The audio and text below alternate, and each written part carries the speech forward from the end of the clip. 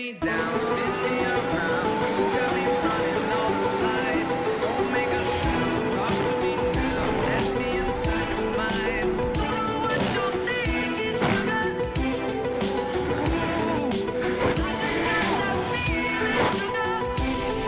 Ooh, I can hear the sirens whirling, red lights turning. I can't turn back now. So hold on tight.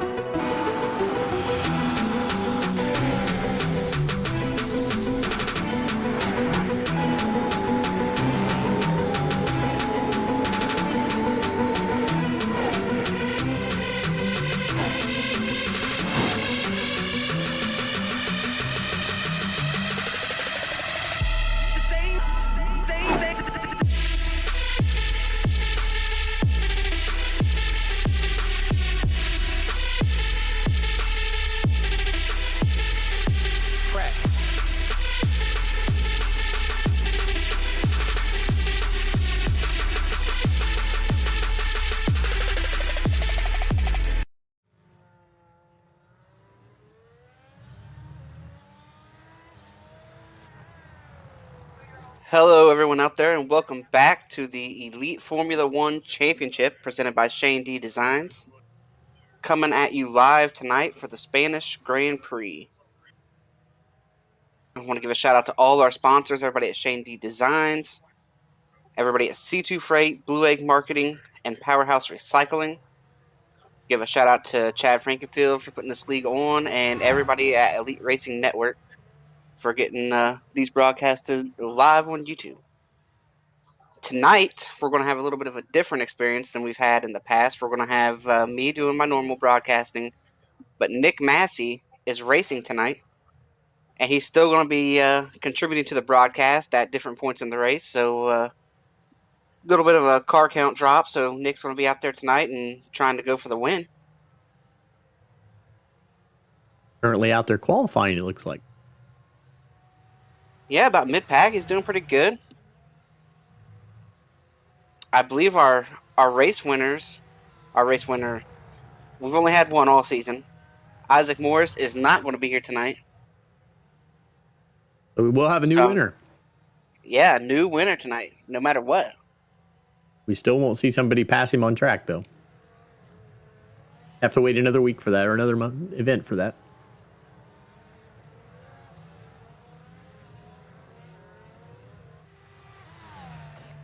Yeah, hopefully at some point somebody can make a pass on him. You know, it'd be nice to see somebody take the fight to him, not just win one because he's not there, you know? But it still will be nice that somebody else is going to get the win. A lot of partial teams tonight, too, so it's kind of a push race as far as, if I remember right, I don't think you score points if both of the teammates aren't there, so interesting. Nick's filling in on the Rubbin Racing team. Doesn't have a team. Andazan's by himself. Rambler's by himself. Yeah, and tonight we've got, like I said, the Spanish Grand Prix. Then it's quite a wait until our next race in June the 12th. So we're going to have quite the wait before we are on track again after tonight.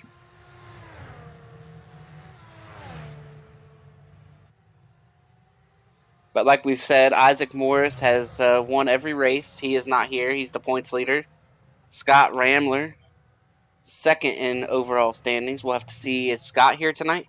Yes, Scott's here. Currently sitting on the top of the point or speed chart. Ethan Stanley sitting in third. Tyler Fody and Frankenfield round out the top 5 in points. I see Ethan Stanley out here. I don't see Tyler Fody.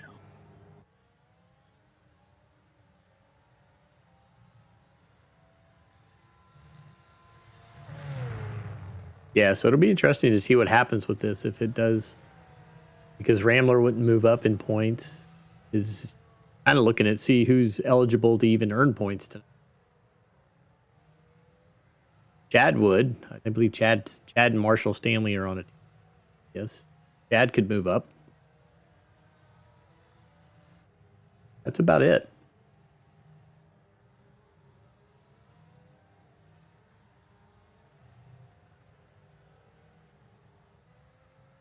Another minute and a half left to qualifying. And our buddy Nick Masse right now, he's out there. He's doing pretty good for a guy that hasn't ran any of these races yet this year.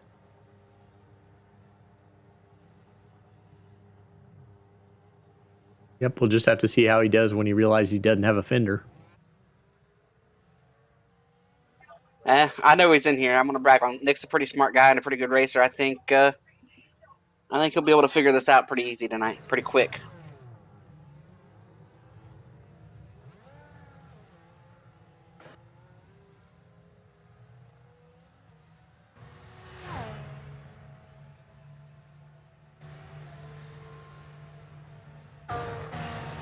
Watching qualifying wind down here.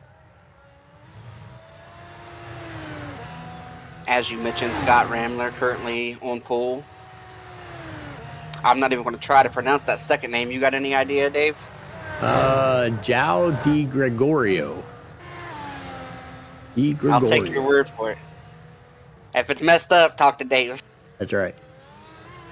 Look at Nick out there. He thinks he's running for McLaren. Hey, maybe he is. McLaren knew his taught a shoe, right?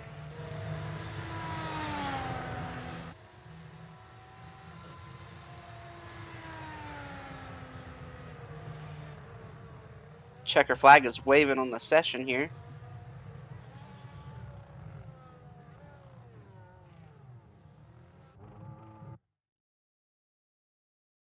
Well, Nick, before you get going here, what do you think? What are you looking for, and what do you think about the speed you got in the car here? You out-qualified Chad Frankenfield. Yeah, I was hoping to be a little better, to be honest with you, but I think the goal tonight is just to not wreck the car. I thought, I've ran some official races here. It's a familiar track, but these guys, have a lot of speed here, so I'm trying to go out there and find it. All right, well, good luck, Nick. Hopefully, get up there and give Scott a run for this thing, or maybe a top 5. What are you shooting for? What's your goal? I think top 5 would be good. I think I'm just hoping to do better than Josh did in this first race for this car. I think that's a pretty good bar to set. Well, all right, Nick, good luck, and hopefully it goes good for you, and we'll get some good insight from you tonight about how the cars drive and what happens. Yeah, looking forward to it. Hopefully I make it 66 laps here. Chris, we should have renamed this race the Guys Who Don't Mind Pissing Off Their Mom Grand Prix, because today's Mother's Day, and we're racing a day on Mother's Day evening, so that might have something to do with our lack of car. Yeah, and we had the F1 race today in the States in Florida, and I think that's a lot of guys were trying to go and get around over to that, so we'll see. Hopefully it's a good show nonetheless.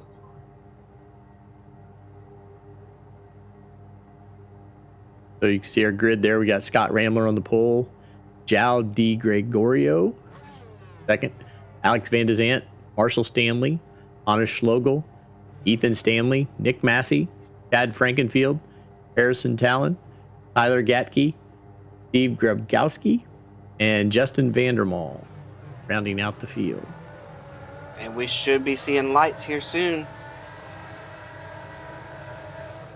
Green is out. Ooh, look at that jump by what Van a de start Zandt. from third. Wow. Van de Zandt was ready. Yep. That was a hell of a start there by Van de Zandt.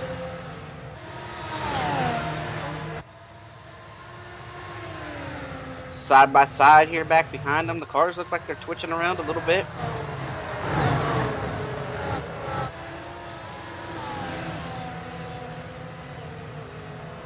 Oh, we got a spinner here. Wow, he saved it. Chad Frankenfield. Great save there for Chad.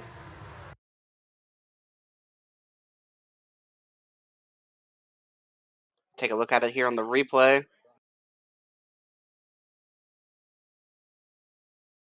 So Chad loses it in front of Harrison, and then Harrison has to go off course, get around What a it. save. He saved it out of the wall as well.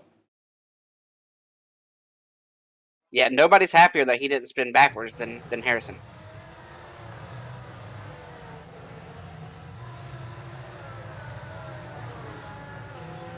Nick's back here getting. Oh, Nick's around. Oh, Nick's around. He's going to collect someone. Oh, and they're wrecking on their inside now still. Oh, lost a wings wing. flying off, debris everywhere.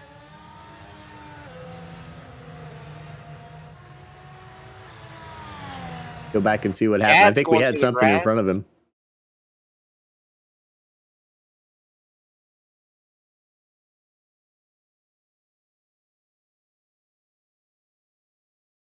And Grabowski goes off wide.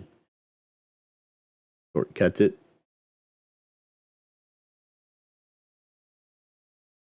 Yeah, and while that was going on, we had Nick and a bunch of cars crashing there in that corner. Here we are taking a look at Nick.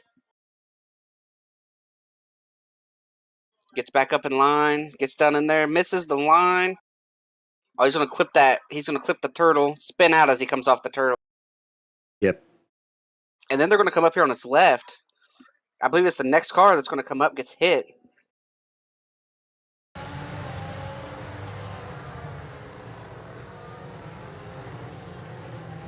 They're coming up on his left there, trying to get through and just run right over each other. Yeah, it looked like Chad got into the back of Gatke and spin him around. Van de Zandt was also involved. Let's see what happened to him. I don't know what happened to Van de Zandt that he got dropped all the way back to where he did. I mean, that was our leader off the first lap, but then he ended up somehow way back behind the field. Look at the debris. Look at the car just ripping apart over the turtles. Just absolutely destroying the car over the turtles.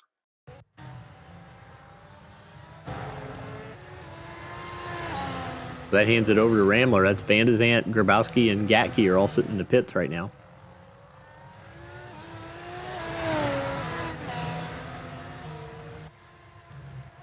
Yeah, not ideal. You know, we start the race with 12 cars, and we've eliminated quite a few already.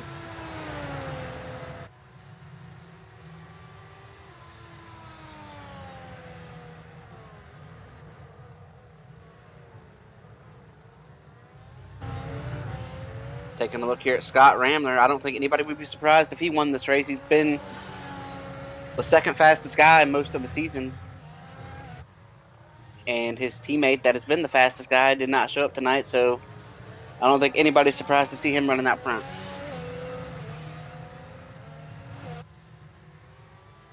It looks like it's very quickly becoming a two-horse race.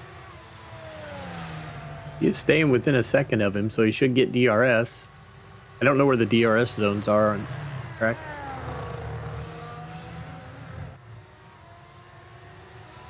Yeah, nor do I.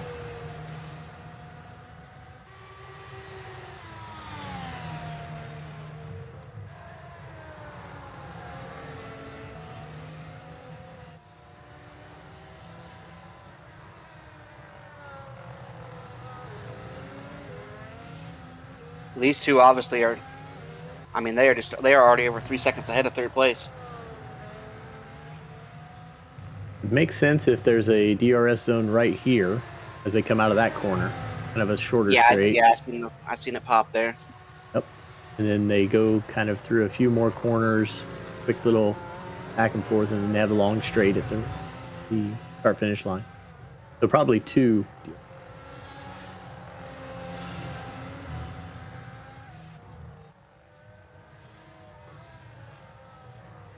Yeah, here they come, getting ready to come down the front stretch once again.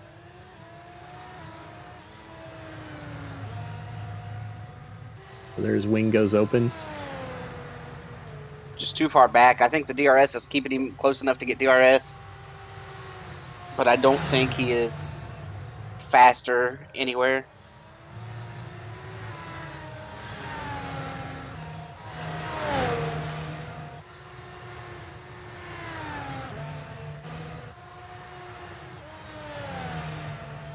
Back here in the battle for fourth.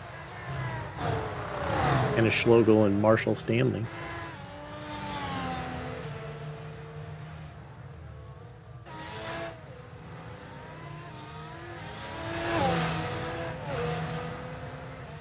Yeah, Marshall Stanley, hoping to have a good night. He's up there, one of the guys we talked about in the points. And he can score points tonight. Teammates here.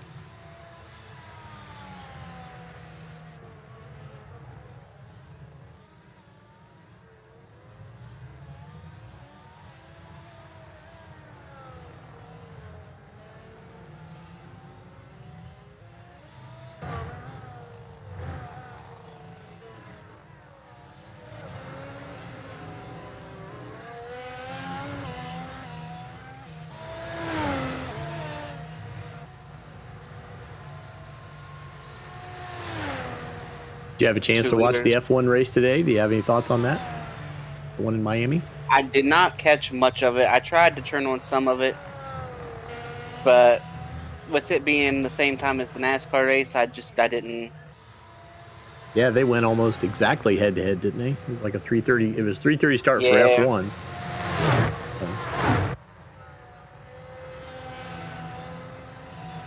It was about as much as what most F1 races are.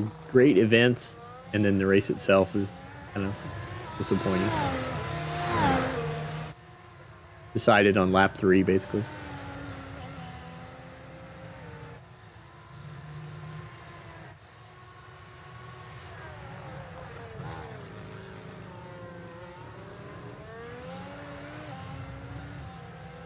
Yeah, I saw that there was some yellows.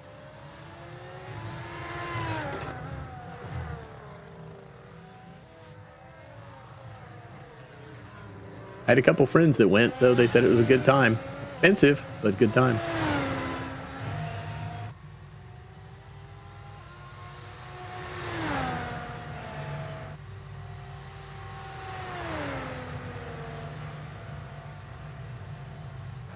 Yeah, I think when you're attending an event like that, it's always a good time, even if it's like, as someone, I went to Martinsville here in April, and widely considered the worst Martinsville race in years and years, and we had a great time, you know. So Yeah, live events are all just being there is the fun of it. yep. Still, no one has retired from this race. So we saw that big stack up and big wreck, but everybody's still attempting to run.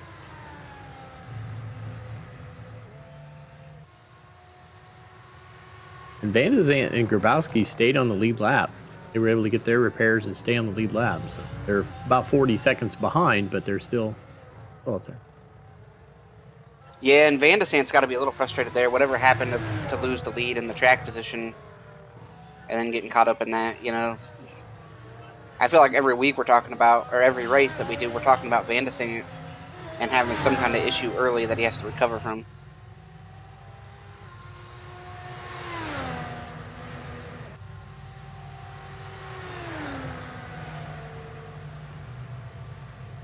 Yeah, I was trying to go back here. Let's go back a little bit and see if we can figure out what happened to Van. This is back when he lost the lead. Maybe he was so damn excited, you know. Hey, I got the lead, I'm getting away. Oh, yeah, look at this. Yep. He just missed the He's off corner. in the sand. Yeah, just overexcited there. He was as surprised as anybody probably that he got that start. Yeah, I think he just lost all those positions because he couldn't come back on his tracks there, but everybody else just has momentum and just goes right by him. Even all the way down to Ethan.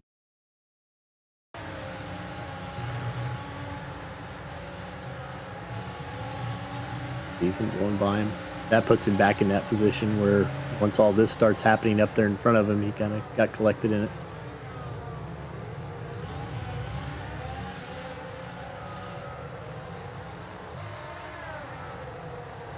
Yeah, just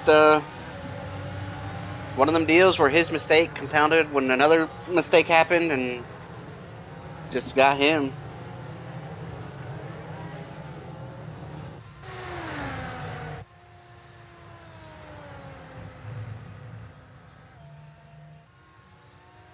But like you said, he's still running.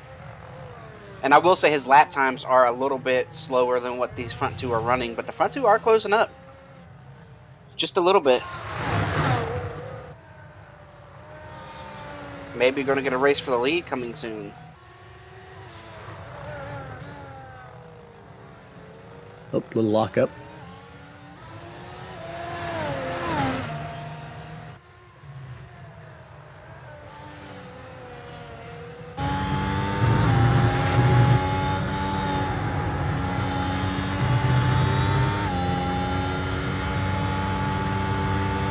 It's so hard to catch somebody too.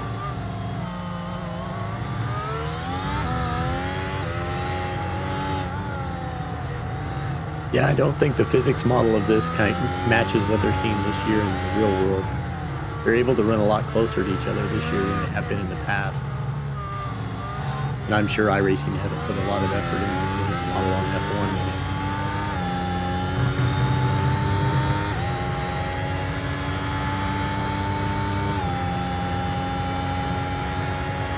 yet. It's just so hard to close up through the corners.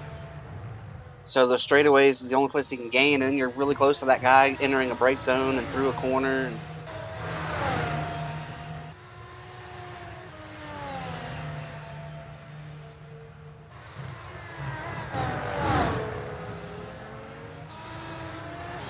Yeah, it looks like on this track, you almost have to be within 0.3 of a second coming off that into the DRS zone, or you're going to have enough length of straight to get it.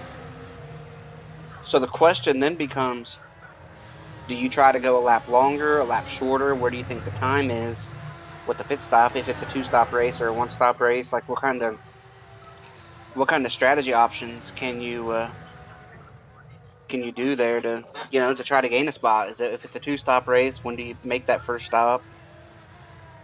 Seems like all our other races, the undercut seems to be a lot better than the overcut. So if I'm Gao, I think I maybe, whenever I get to my first window when I want to come early. See how that goes.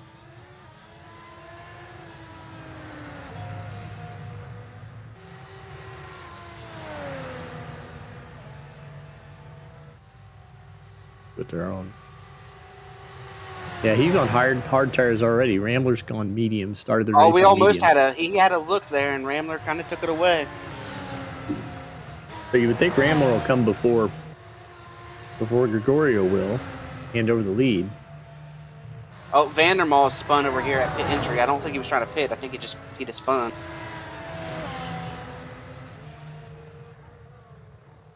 Take a look here.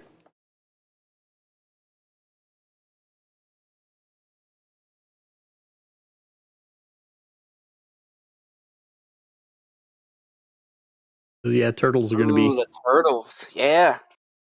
We'll have to ask Nick about those turtles when we get a chance. Yeah, off the turtles.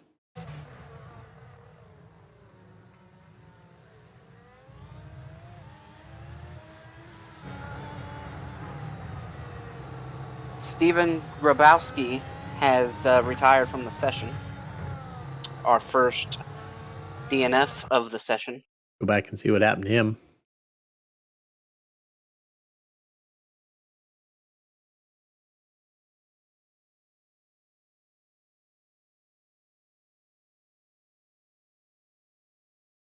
Way wide on that. Ooh, he got away with the turtles there.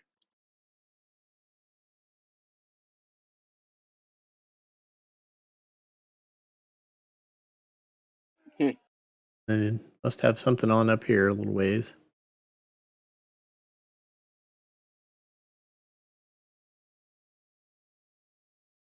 Way wide down in there again. He's going to run out over these turtles. Ooh. Right out on the turtles again. Doesn't look like a lot of damage, but you never know. He was already a lap down too, I believe, so he might have just been like, that's, you know what, I'm done with it. I've had enough.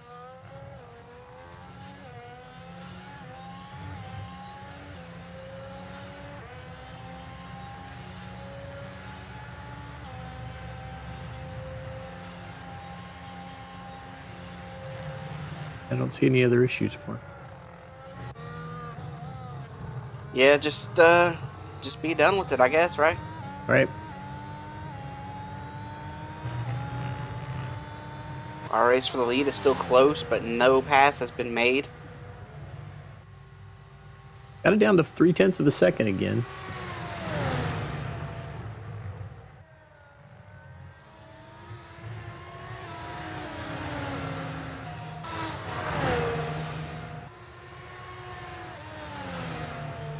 In a perfect world, he'd be able to pass him, knowing that he's faster. Knowing that he's on the better tire to go a little longer. Now is when you want to be out in front of him trying to create a gap.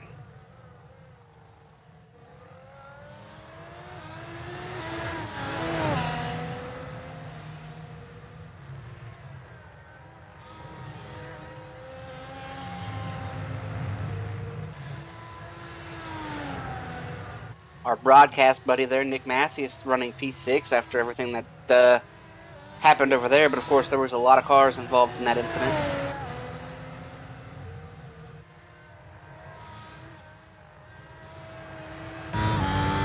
Right on board with Nick.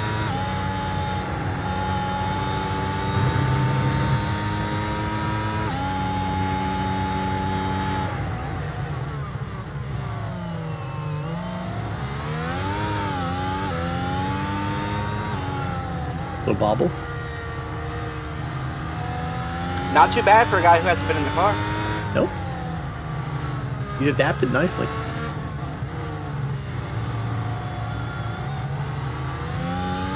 Yeah, Nick's one of the best racers on the sim, in my opinion. I have watched him go from not road racing to being a really, really good road racer to running a bunch of different cars. And I mean, if Nick wants to set his mind to something, he'll be able to figure it out pretty quick and figure out how to be fast a lot quicker than most.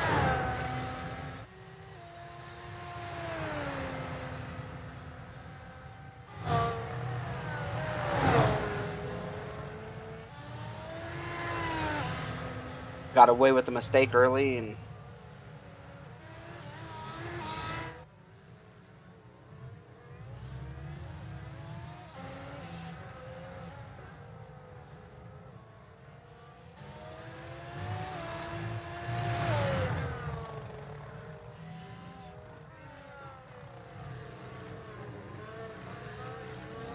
I don't know if he's going to be able to pass Scott here.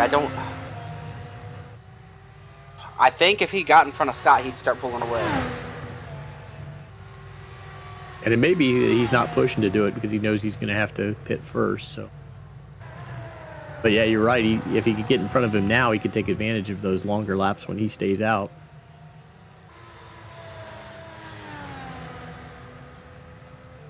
Yeah, as long as he sits behind him,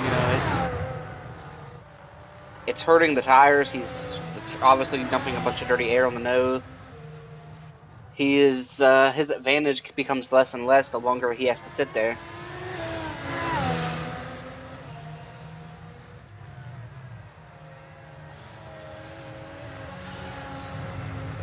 Bandit's Ant pitted just now.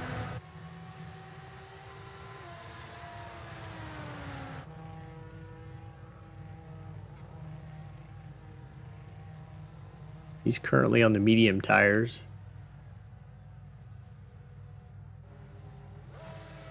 Switching to hards. You got to think that's I wonder probably... if he's just going to run to the end here. Yeah, that'll be his last stop, I believe. Man, you'd hate to pit this early, though.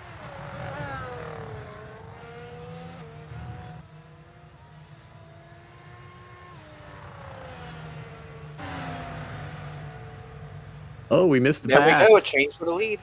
Sure. I can catch that.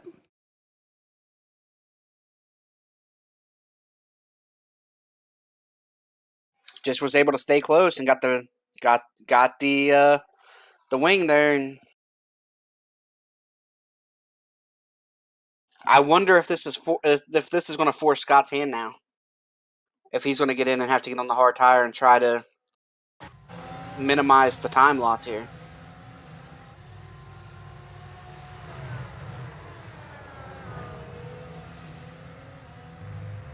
Yeah, 0.6 of a second last lap, speed-wise.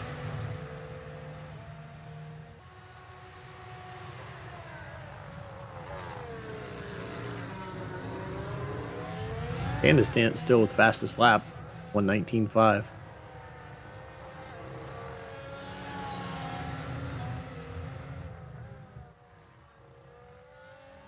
Yeah, I'm very curious to see if Scott pits anytime soon.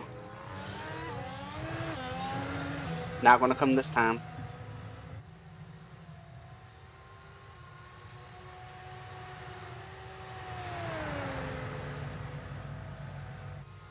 Closest battle on track right now.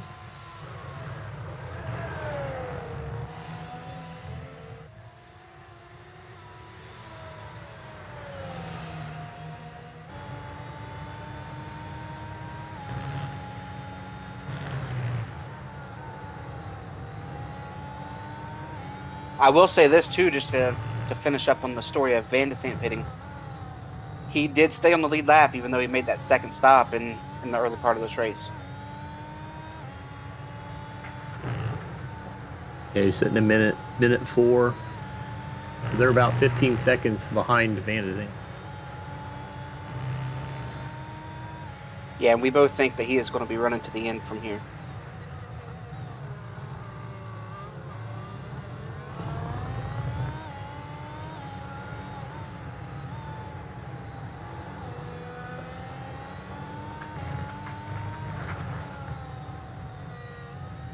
I think at this point too, Van de Sant's just sitting there thinking, you know, I'd like just to run a race with no issues. Like I don't need any good luck. I don't need any bad luck. Just run a race clean with no issues. I think he'd have a shot to win.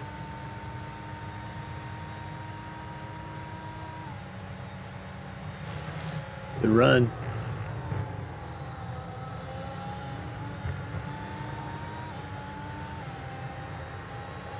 I'm very surprised that Scott's keeping up.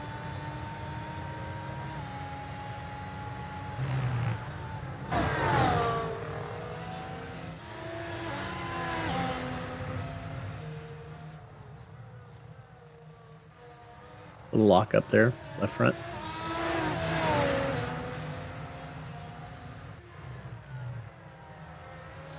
Nick's got me a little bit on crew chief duties here. Just had to make a change there for Nick.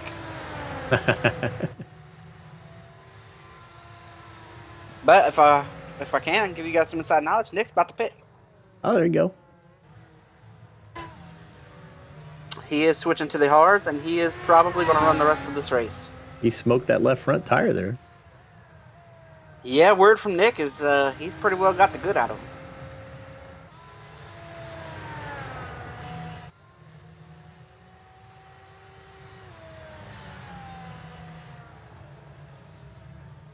Scott lost a bunch of time there that last lap.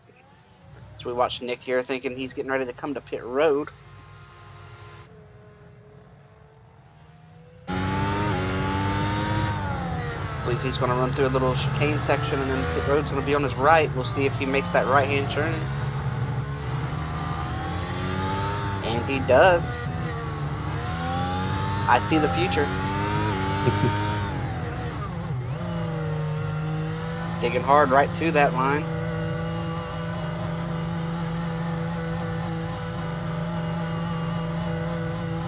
Watching a pit stop on board with Nick Masse here.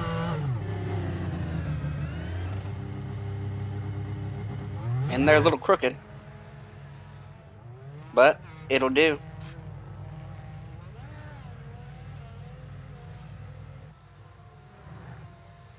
He's going to blend back right in front of someone. Vandermall. Vandermall? Coming up on him hard. Nick those might tires try up to to stay in front temperature. of him. Yeah, I think Nick's going to try to stay in front of him here, knowing he's going to have more pace.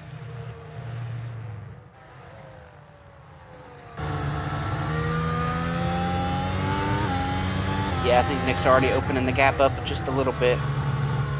Oh, Nick's already smoking tires, too. Brand new tires he's already out there using. Gotta go to the end with him. Be nice.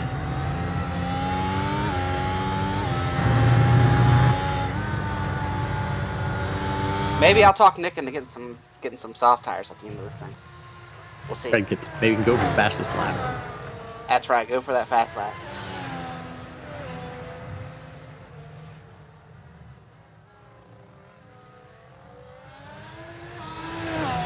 These front two are just putting on a show. They are just gone.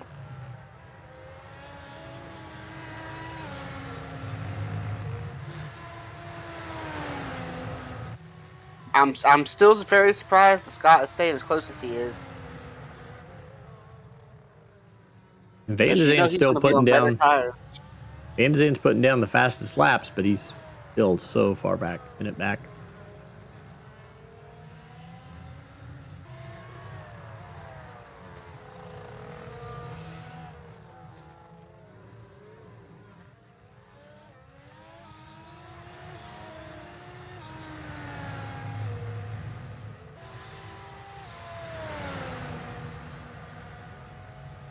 Yeah, looking at this battle close up.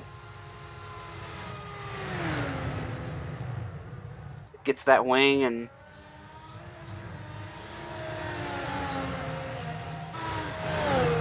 then he has to follow him.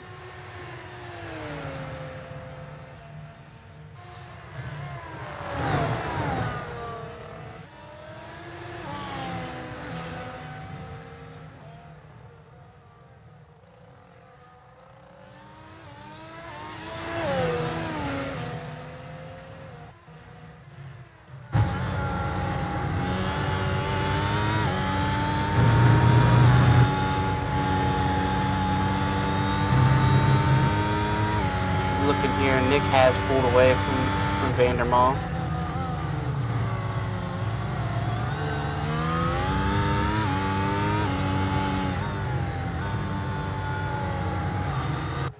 Once again here, I want to give a shout out to all our sponsors. Everybody that helps make this thing happen. Chad Frankenfield, starts with him. Everybody at Elite Racing Network. This is the Elite Formula One Championship presented by Shane D Designs. All our serious sponsors, everybody at C2 Freight. EDI services are offered by C2 Freight. It's electronic data interchange. Everybody at Blue Egg Marketing. It's the marketing department for small businesses. Everybody at Powerhouse Recycling. And of course, you, Dave. None of this happens without you showing up to produce.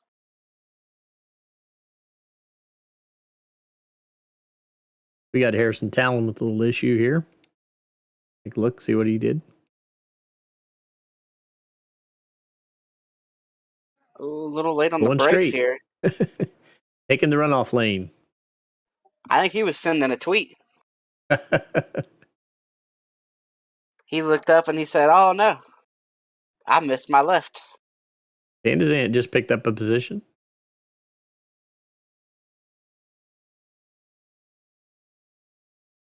And Harrison is now in the pits as well.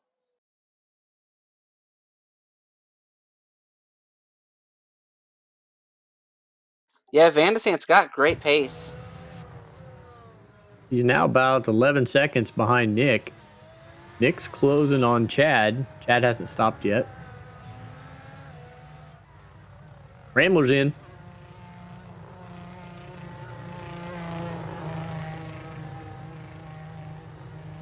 Now, I have to guess that we're going to see our leader stay out at probably another 10 laps or so. We'll have to see if Van de Zandt maybe, or if Scott maybe blends into some traffic here. It looks like he's going to come in ahead of Chad for quite a ways. Pretty good window right there. Well, he's got somebody right in front of him. See. Ethan Stanley. There we go. We might have him trapped in some dirty air. It's what you want to see if you're the guy racing him for the win.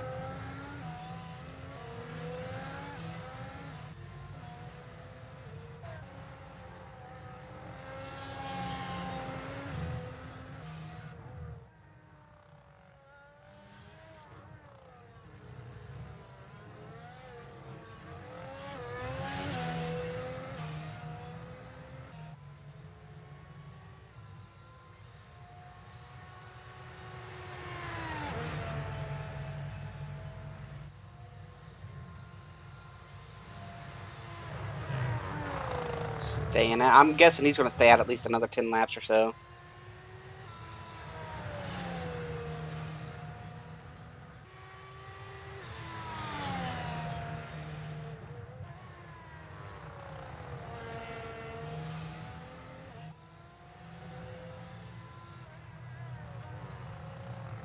We got Nick's car owner here. I think I'm going to bring him up. We're going to ask him why it took so long to get Nick in the car. Cool. Hey, Josh, this is Chris and Dave up in the booth. What's up?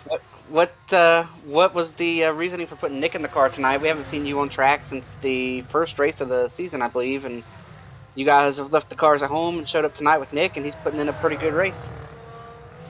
Yeah, he likes to do the F1 stuff more than me.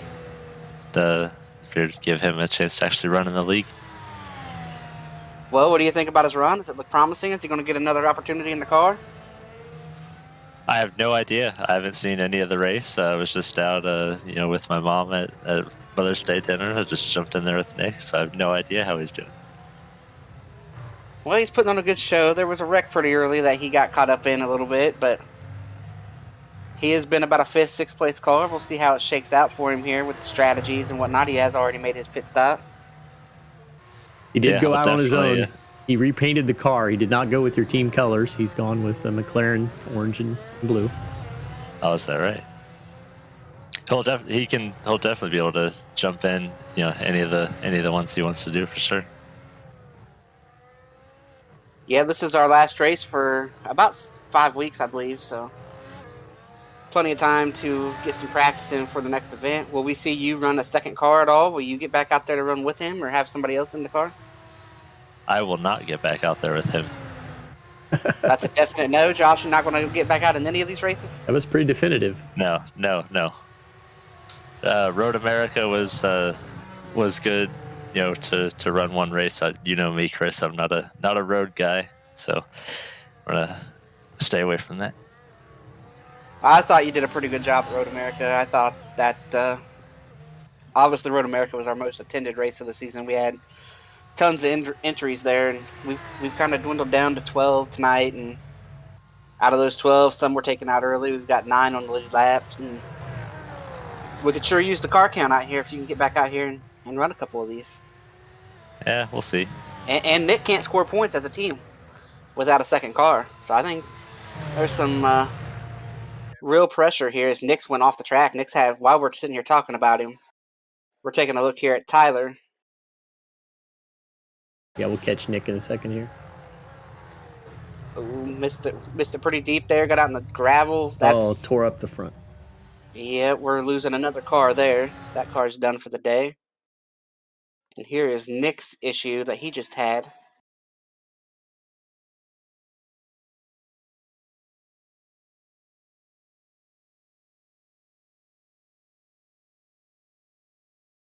Down into this left, a little deep.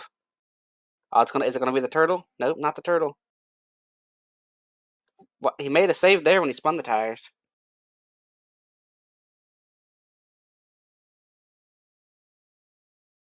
I don't see much of a crash here. I don't think we're to it yet. I do know that he's got front wing damage, whatever has happened.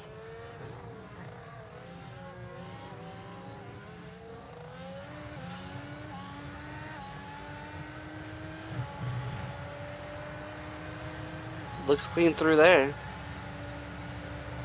Tyler Gatke has DNF'd, so that's our second DNF of the race.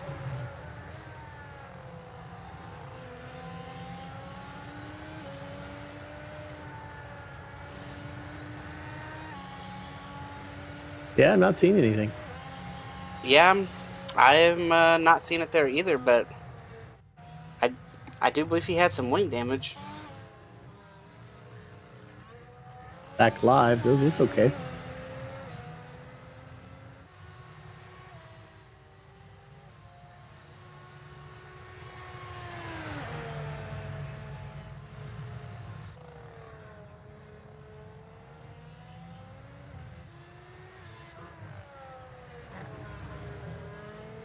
Nick said he hit one of the curves in a chicane, and he's likely going to be pitting. He said, and I quote, that it's destroyed. So something that we're not seeing on camera for us. He asked if the wing was even still there on the car. Yeah, they look like they're all there. Is this one of those things where you tell the driver he's wrong and tell him to stay out there? I don't think so. He's driving the car. What do you think we should tell him, Josh? If he had a couple of fenders on it, I'd tell him to stay out there. But if he's upset with something about this car, just probably bring him down pit road. go ahead and use up a stock car like Joey Logano. What a second pit stop would do to Nick is it would take him out of that battle for a top 5. I will say that. But if the car is ill handling and he loses pace, like you gotta. He's Probably still gotta closing pit. on Chad.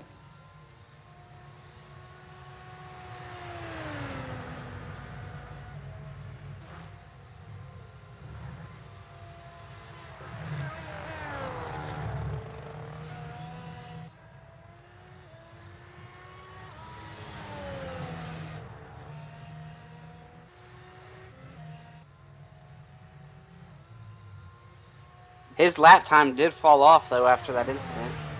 He was running 120s, now he's 122s. So whatever it is, knocks some pace out of the car.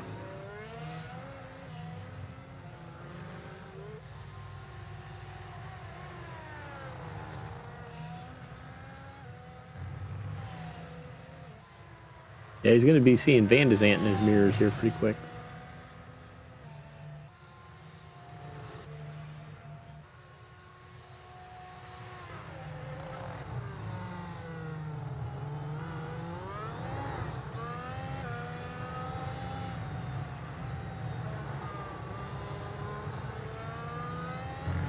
Tell him to stay on the track long enough to give us a pass.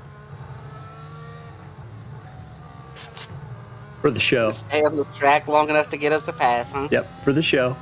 And he does think it's going to have to be hard because he said it's wearing out the front tires.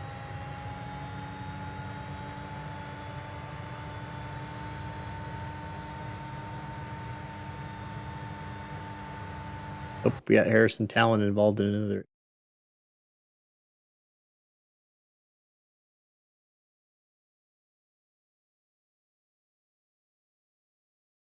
Go wide. Turtles. That curve, yeah, look at those turtles. Once again, that's the, third or fourth incident we've seen with turtles. I bet you anything he's sitting there right now saying that turtle is rigged against him.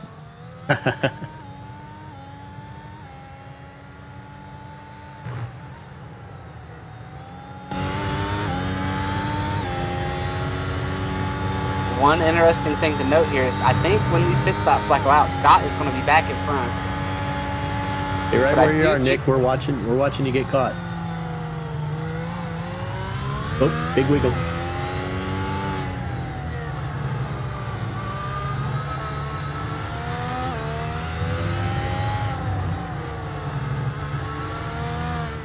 I do think the window is just opening here for the 88 to pit. Nick dives in. He didn't want us to capture him getting past. I've heard a lot of things about a plow box since he hurt that wing.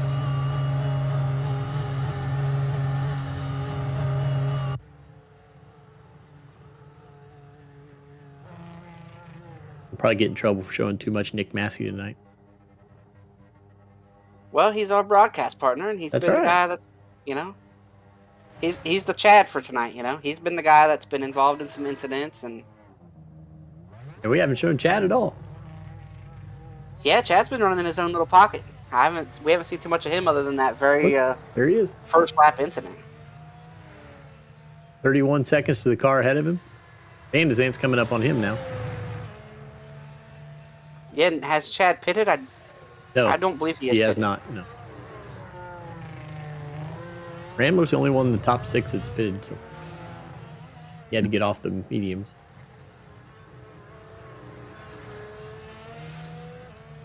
But where do you think the threshold's going to be where you can switch to softs? Well, based on what I've seen on Nick Masse's tire wear, the mediums were down in the mid 30s, low 40s, and he pitted at lap 15, 20. So I don't think anybody's going to bolt on a set of softs. Not unless we get above 50. I don't think the hards, we don't know if the hards will make it to 50.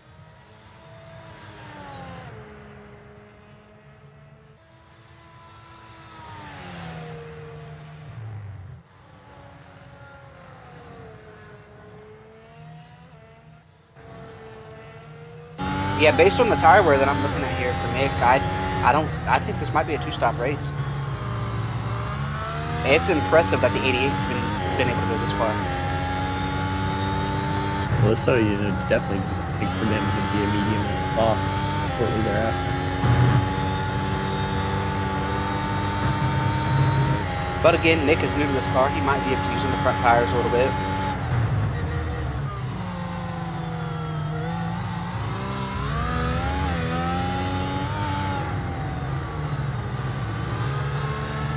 Van is in now under 2 seconds. Chad for 6th place. Closest battle. Nick's wrecked over here. Not good. Look there. Locked up the front tires all the way into some concrete.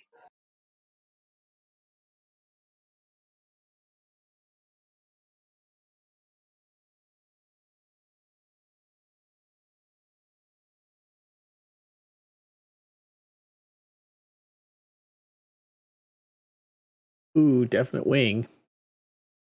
He had wing damage before. He's got wing damage again.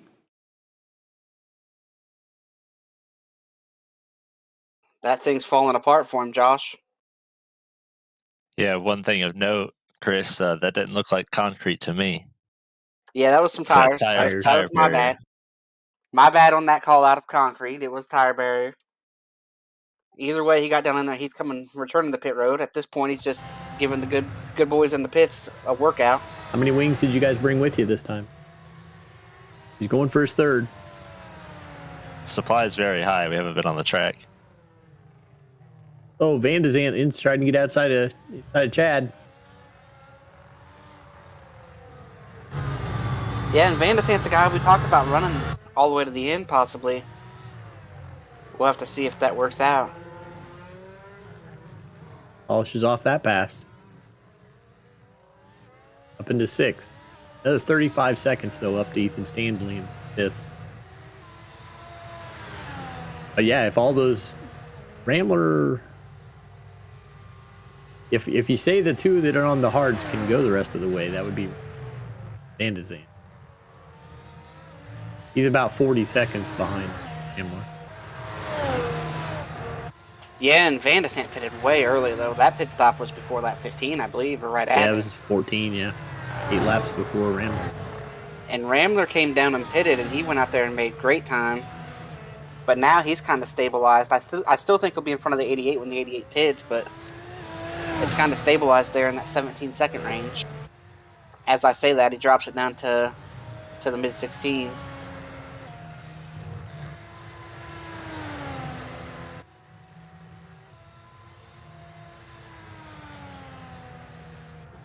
Like Harrison's had another off.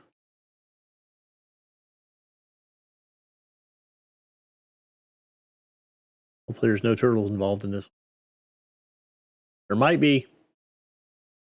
Hey, there's same gonna be. spot. We sure we didn't just queue up a replay? Looks Yeah, like it's the like- same wreck. Identical. He's Guess just he lost piling a up little his bit of wings front over wing there. that time.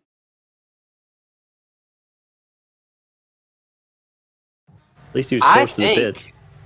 at this point, Harrison and Nick are fighting for TV time. They know there's not really any battles going on. And so they know as long as they keep spinning, we're going to keep going and talking about them. Yeah, I'd say that's a good bet that Harrison may just be looking for some TV time at this point. But do you know who has the most off tracks? It's Chad. He has 9 off tracks, and we haven't shown any of them. Isn't that weird? I mean, he's not going off a lot, just off enough to get an OT flagged in SDK. But Yeah, I mean, typically when we're showing, we show Chad a lot. Chad's in the He's pits. involved in a lot of things. Here he is in the pit road.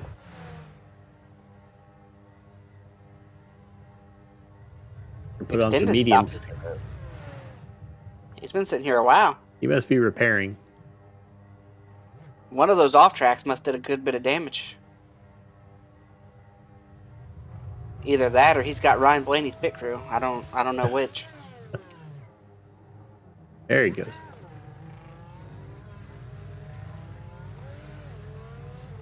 Anna Schlegel also into the pits. Not everybody but Ethan Stanley and our leader have pit.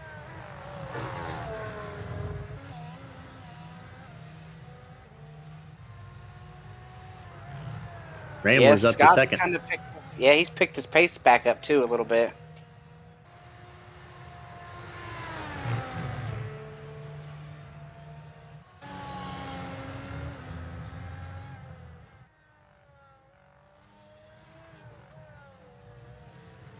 We'll have to see if he can close this gap up a little bit more. And if he's going to try to 2-stop it here or 1-stop it or what they're trying to do. I feel like the 88 going as far as he is trying to get in a window to 1-stop this, but he has to take a different tire. Losing about a second a lap now. Yeah, and he has to take a different tire compound too, so Whoa, 1.4 he's not going on to that be able last to lap. go as far. Amlo threw down a 1:19.54 on that last lap. I believe that's the fastest lap of the race. Yeah, these two have just completely separated themselves from the field. That's the race for the win. Ethan Stanley coming off pit road.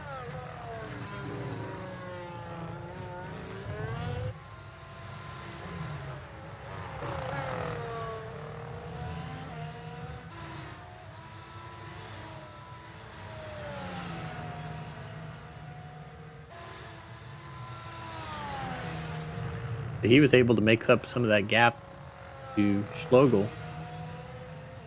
Leave. Now pretty tight. 1.3 seconds. You can see him right there.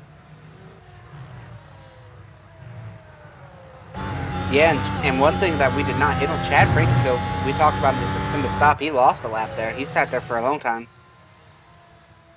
Could have been fixing some damage. Maybe he had to, go use the restroom. Took a little break there, knowing that there's, 6 guys on the lead lap, 7 with him.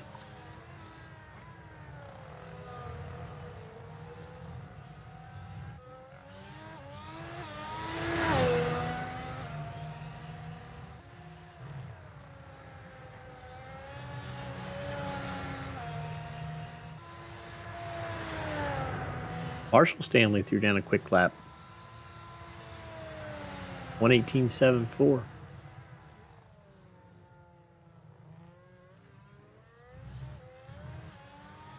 Top lap of the race. Yeah, I'm curious when this 88 is going to pit. The further he can run, the better.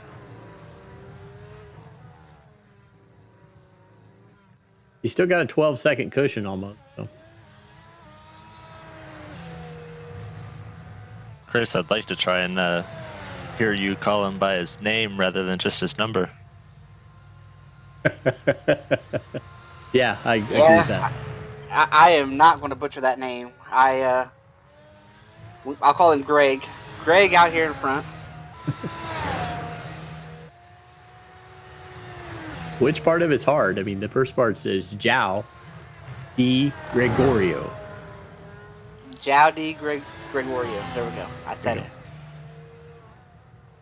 I was thinking that maybe it's Wow. Wow. Or Yeah, How. wow. How. Hal, possibly, yeah.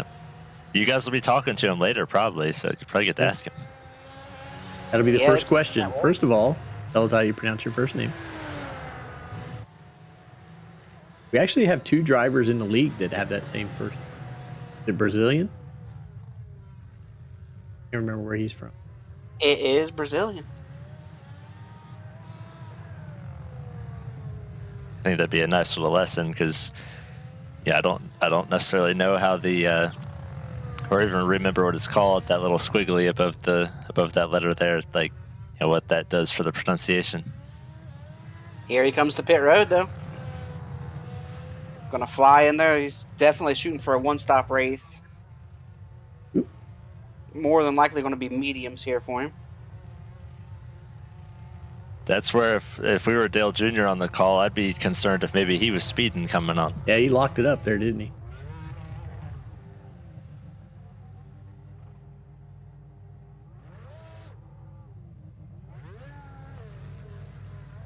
Great pit stop. We'll have to see how far back he blends and if he can make that up. Gonna be about 13, 14 seconds, looks like.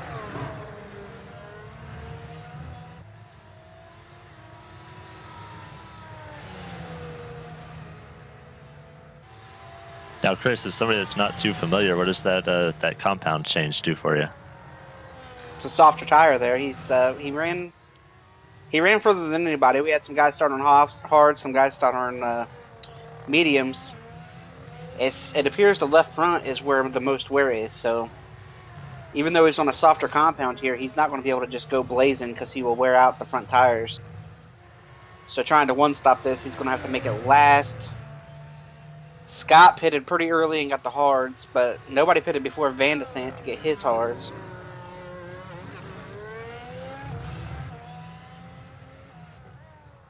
I mean, Van de Sant's asking his hard tires to go 50 laps.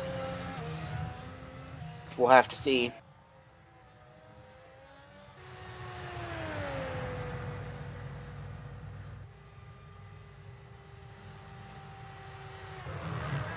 I'd say Alex is probably up to the task. He's a pretty good little road racer there. Yeah, that's what we were talking about early in the race. It seems like, Alex qualified well.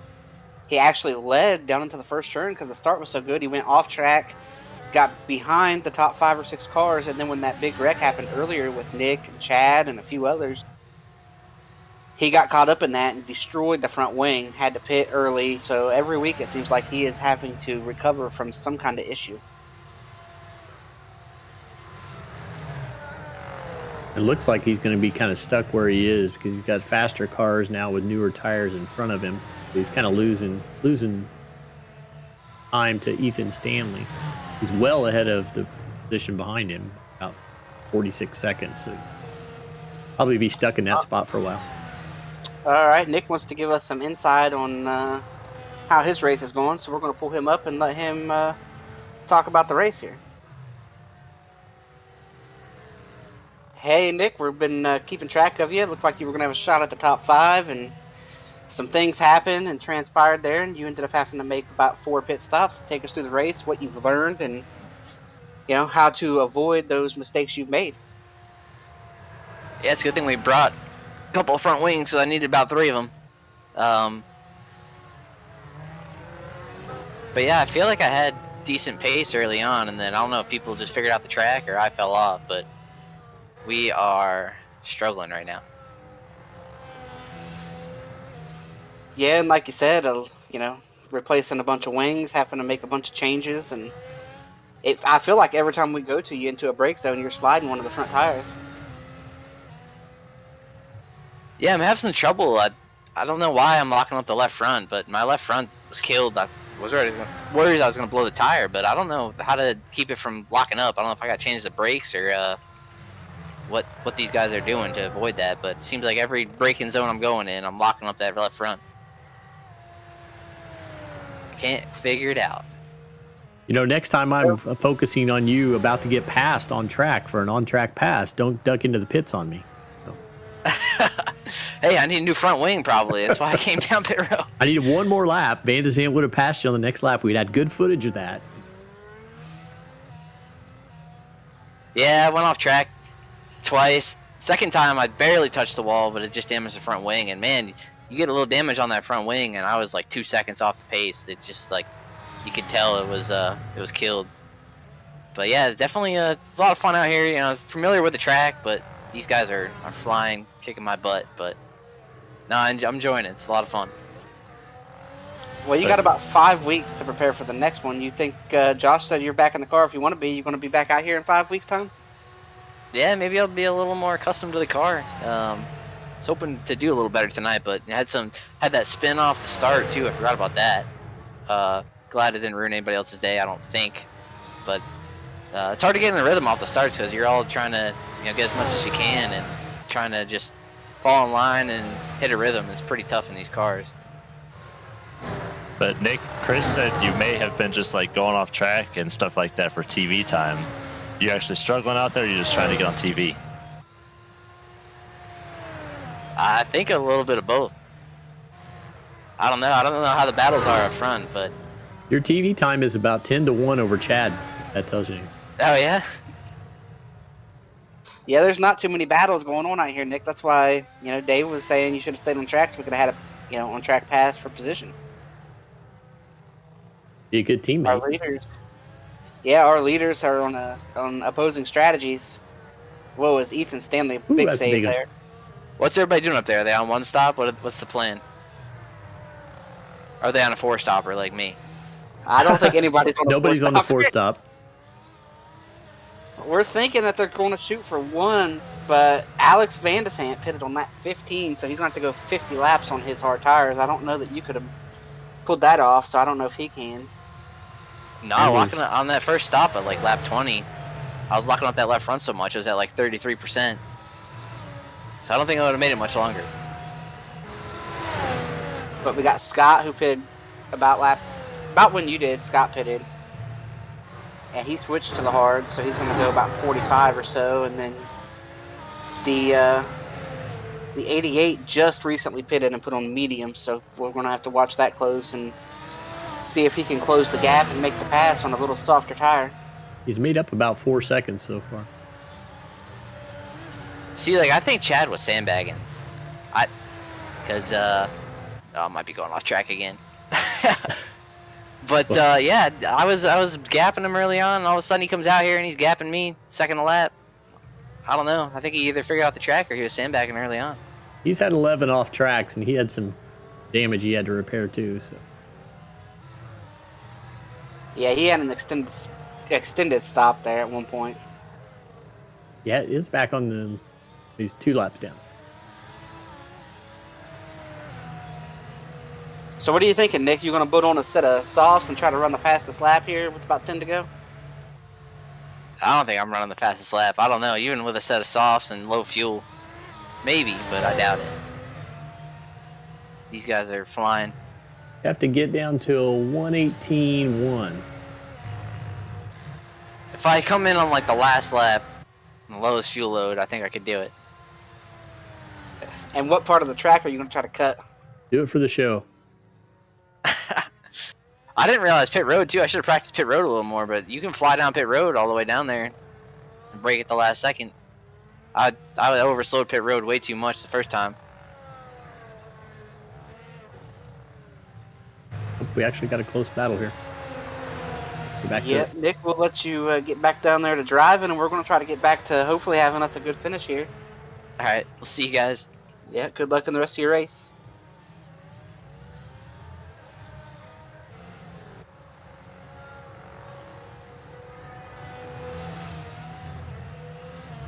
Looks like we've got, like you said, this close battle.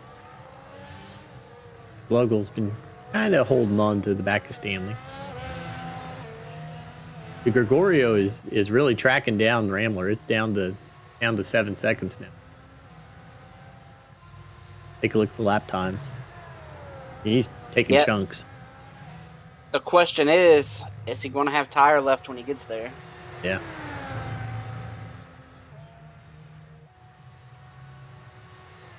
Hopefully he does, and hopefully we see a good battle for the win here. We don't get too many close battles outside of... man, that Watkins Glen race we got to do was probably the most exciting F1 race we've done. You know, honestly, as long as Gregorio has enough tire to get past Rambler, then they're both on crappy tires at that point. And if he could just hold him off. So it may be okay that he doesn't have much left after he passes him. He just needs to have enough left to get by him.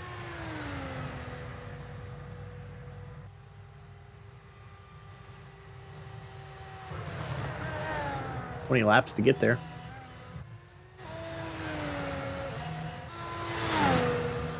Yeah, and if I know anything about Scott and watching how he races and whatnot, you know, when he wants to make that thing wide, he can be pretty hard to pass.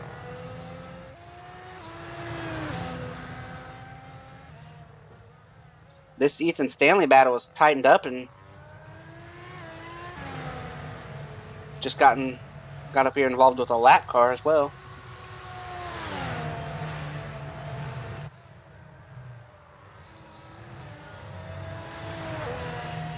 I thought the lap car might hurt him, but he was able to kind of get him in a good spot and got the drag reduction there on the front stretch. So it kind of helped him increase his gap.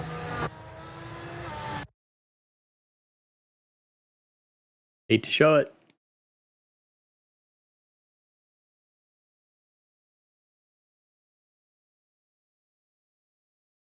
Look at that left front. He told us he just doesn't know how to do it, to not do it without locking that thing up. Dad had a little off here too.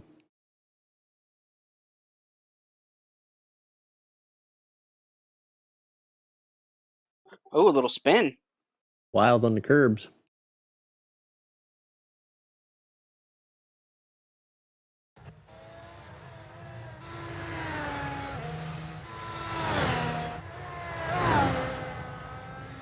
It is down to 6.2 seconds with about 20 to go.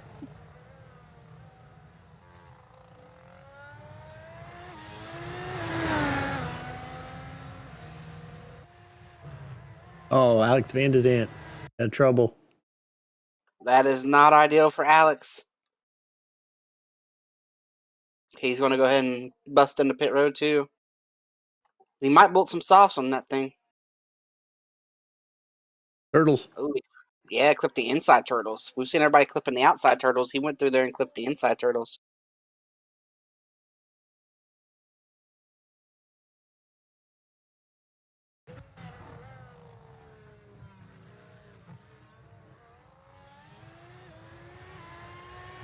Probably won't hurt it position wise. He had a minute 15 on the car.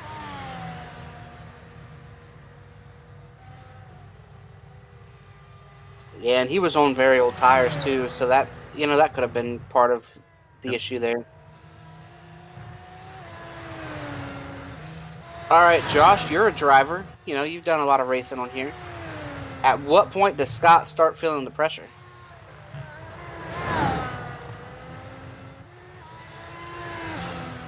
I'd say probably, if he's paying attention to his, his relative or whatever, probably when he gets within, a couple of seconds or so, or you can start seeing him in his mirror.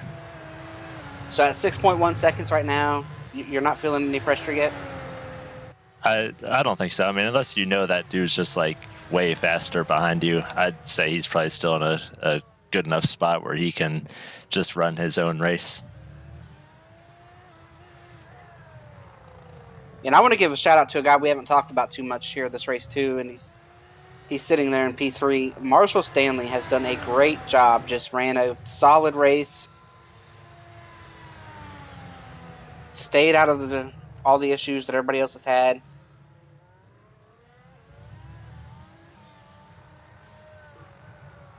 Car looks clean, solid, nice. It's what you want right here. Yeah, he looks like his Alabama Crimson Tide football team out there, just always solid. Yeah, we've seen some really good guys get out here and not be able to put together a solid race. So just goes to show you, if you just stay on the track and don't make any mistakes,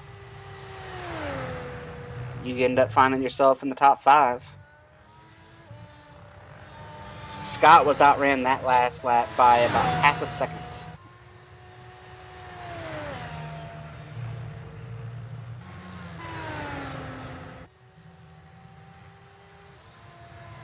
At this point, I think he's probably committed to this one-stop strategy. We saw Van de Zandt go ahead and come in and make another stop. This car right here has only got about 5 laps less on his tires than Van de Zandt had. Makes you wonder if these tires are giving up.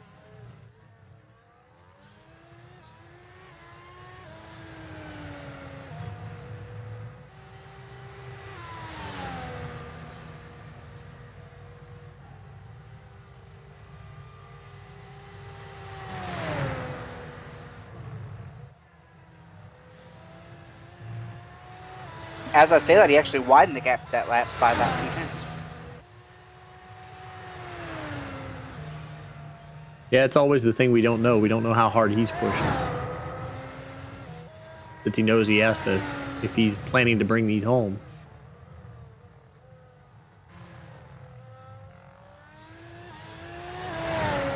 Yeah, and at this point in the race, you've ran, a long time. This is when fatigue starts to show. One little mistake, we've seen one little mistake, a little bit too far on a quarter exit or a little too quick of an apex, and you catch one of those turtles, and that's it.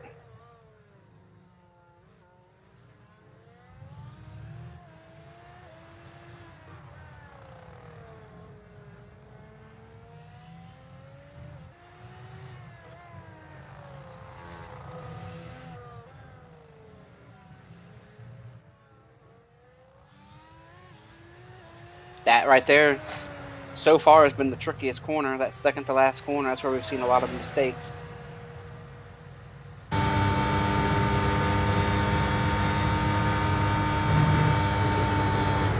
Laps like that are going to be enough. If he can just run laps like that, that's enough to stay out front.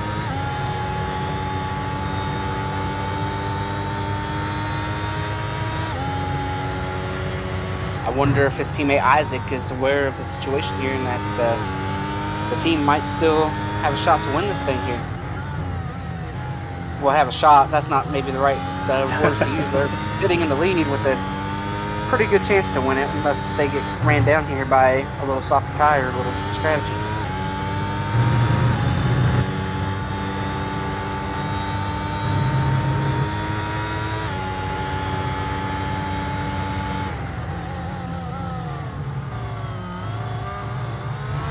I think we'll have to negotiate maybe one lap car, maybe two before the end of this thing. One of those cars out in front of me is Van de Sant now on better tires, so I think that he might catch Nick Masse before the end of this race.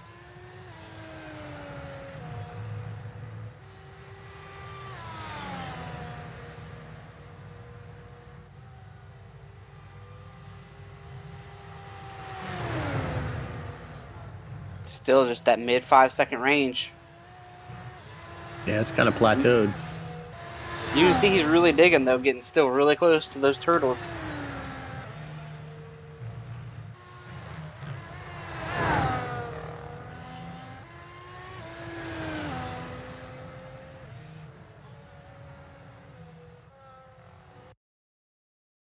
Gotta jump back to show a pass when we have one. Ed Frankenfield on Justin Vandermall.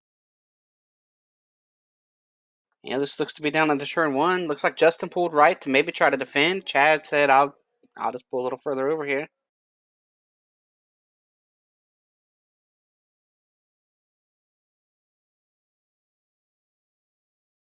Gets the pass made.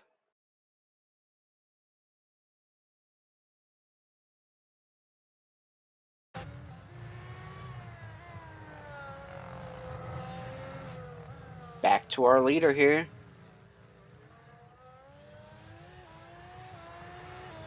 Watching the laps tick away. Like I said, he's going to go a long, long way on tires.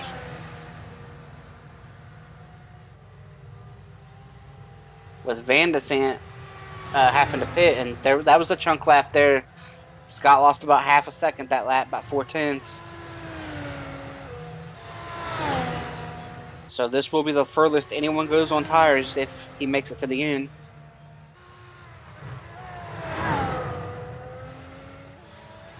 What horse you backing here, Dave? You like the guy that's charging at the end, or you like the guy who's got the lead trying to hang on? I like the one charging. It's always fun to charge more than it is to just hold on. I think drivers would like to rather have to catch somebody than to try to not be caught. Although leading's got him good.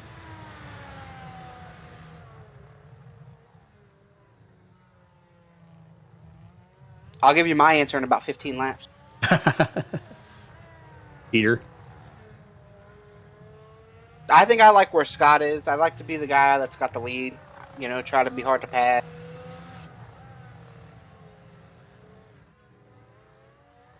You also have to take into account that he and Isaac are both so well prepared for every race that they know what their strategy is before they even get here.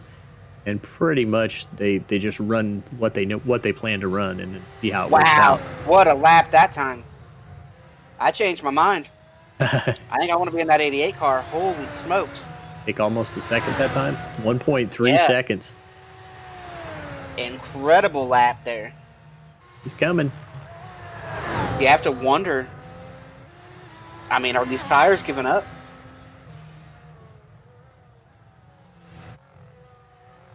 But you kind of also wondered that, though, about the Gregorios going on the mediums. But, man, he's really ripping through them.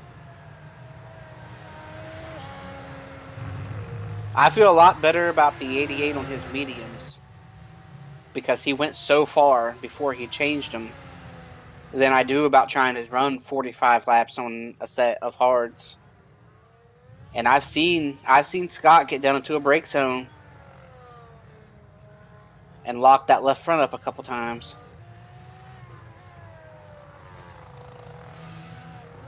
Well, he's pretty much Oh. locked himself into that strategy now. He just has to stay out there. He can't come in now and make up the time. Yeah, we'll see if he can pick his lap time back up this time.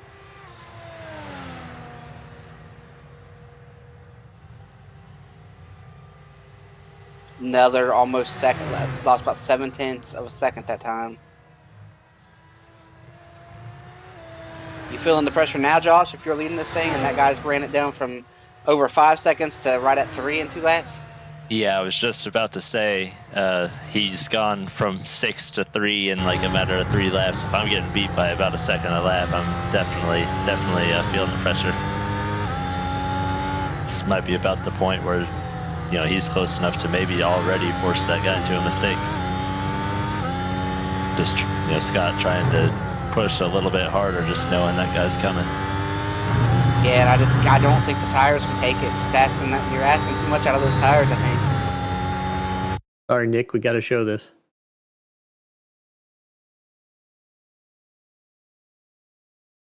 Is it going to be another issue for Nick here? No, it's just Chad passing Nick for position. Nick just gave it up there, too. Nick dove into pits for stop number 5. Did he bolt on some softs? See.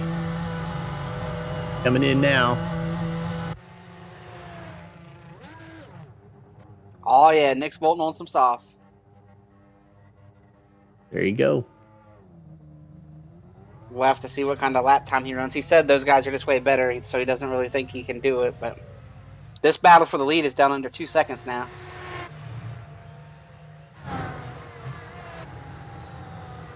I mean, I think we are... This is not even going to be close at this point, I don't think.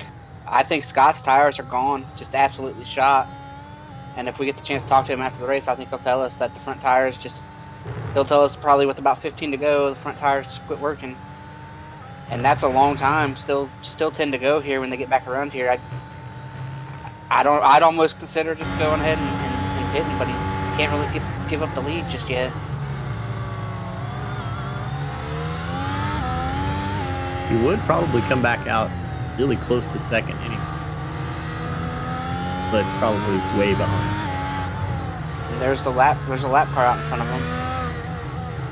Not sure who that is. It's not. It might help him a little bit on the front stretch here, if he can pass him. If he can't get around him, then it's not going to help him. That's Chad. Rambler's going to send it on this next first corner. He said. I don't get think close Scott enough. got the front turn. Yeah, he does not have the front turn to do it. Chad's on a little better tires. Worst case scenario for Scott. You know, I really don't know these two guys' tendencies, but we know Gregorio's had the speed to get there. Like, is he going to actually be able to make the pass? Because we know, you know, making the lap time is one thing, but actually making the pass is a whole nother. With the lap car out in front of our leader here, I think he'll make it easy because there's no advantage for Scott. He has no clean air, so he's going to be in dirty air as well. And way older tires, like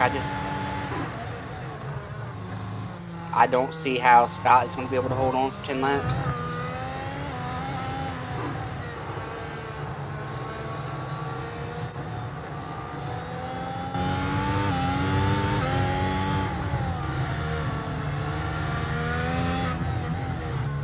Closing up. We're really close here down the front stretch. And Chad is driving away. Scott's already trying to defend. I don't think it's going to matter. He won't have anything to be able to fight this with. Next lap, he should.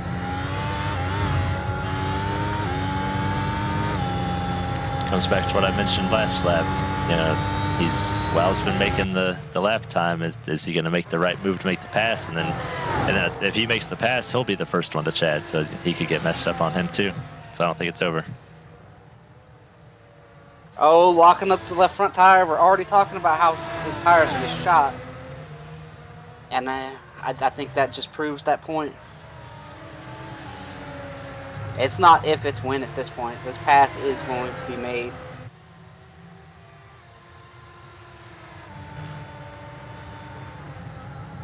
Oh, here it is. He takes a look. Oh, Scott is trying to fight this. Oh, they bang. get together. Wow. I told you Scott would make that thing pretty wide. I don't know what our rules are over here, but if this was a real life race, that dude probably be on pit road for serving a penalty right now. We haven't heard from stewards all year. I guess that's a good thing. I think that's going to frustrate him right there. I think next time he's going to send it and make sure he gets the lead. If you talk to our cup guys in Elite, they'd probably say that the stewards are pretty harsh sometimes. Just see it, even in dirty air, he's cutting the corner better. Scott locking that left front up in the same corner. Heavy defending here. They're getting ready to come into a DRS zone. He's way closer this time, I think. Oh, they're going to bang again? No. That was all. Scott fought as hard as he could, but there was just nothing. Like, that was just better tires.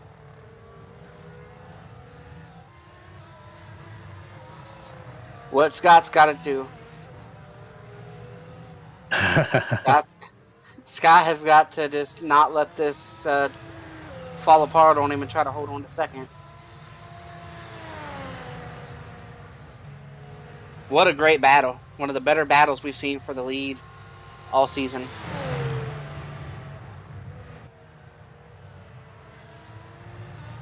Well, you got How 6 many races laps are left. we in? Race 5. If you're saying that's one of the best battles we've seen all season, I think Chad and the officials should start thinking about passing points. Give these guys some incentive for making passes. There you go. Don't think that'll fly with Chad, but it's a good idea.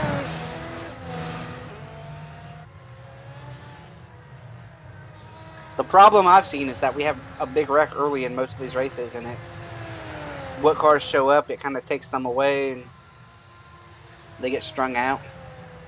Yeah, because if Van de Zandt stays clean, he's competitive time-wise. He could have been up there, but he dropped so far back, and there's never any cautions to bunch anybody up. So F1 guys don't want the fun flag.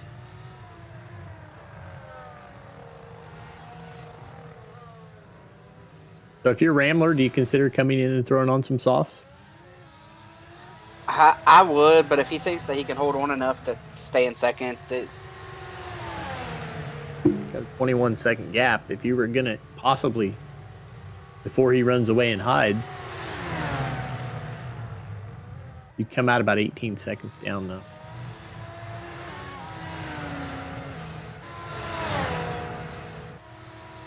I think at this point his bed's made.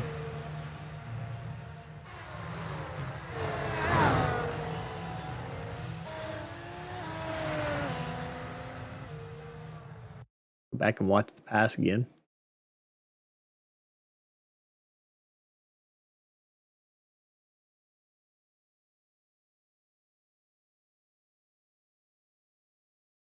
yeah, he just that time he drove a little further down into the apex, and he said, "You know what? Last time you were able to defend me because I tried to give you some extra room. I'm not giving any extra room this time."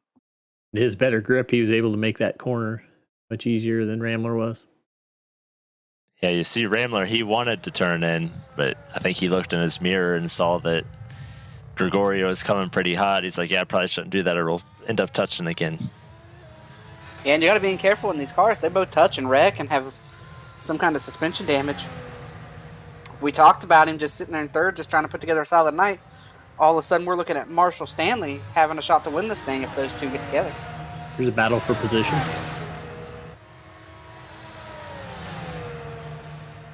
Justin Vandermaal and Chad Frankenfield. This is a battle for 7th. Nick Massey's now on his 6th or 7th stop of the night back in pit road. He said he's going for fast lap. Scott's been in pit road here, I think. I think Scott is leaving pit road right now. Yep. He ducked in for some reds. Harrison Talon did pick up the fastest lap on some reds. He now has the 1:17.959. Scott blended right in here behind these guys. I think he blended in behind Ethan Stanley. Yeah, he's right on him. I think Could those get by him tires pretty quick.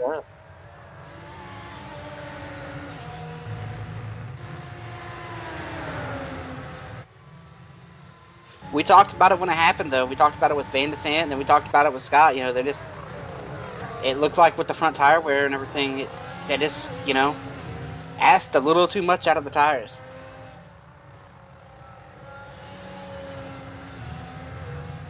The Rambler's got 3 laps to run down Marshall Stanley. I think he's going to probably do that pretty.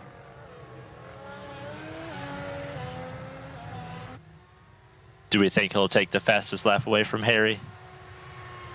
It depends if he can get some clean track. Right now, he's going to be catching Marshall, Yeah, as soon as he gets past, I think he'll have clean.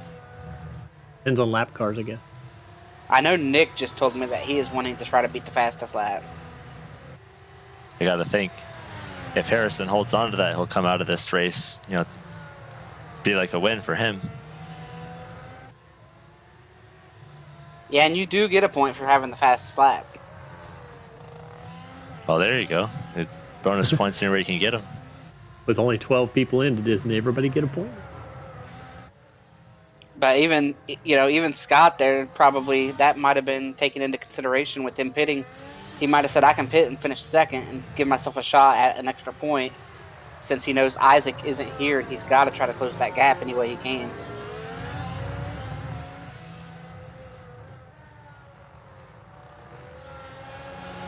But as you can see, the fastest lap is not going to be this time. Just got to make this pass.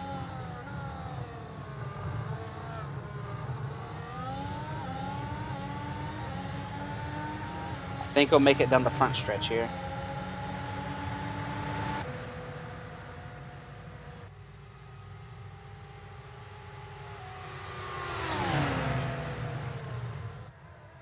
Back into P2. Justin Vandermaal with an issue.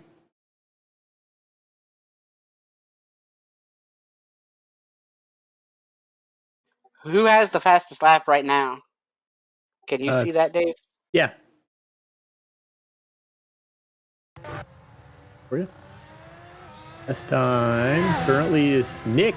Nick got it 1:17.531. All right, we'll see if Scott can beat it. Nice job, Nick.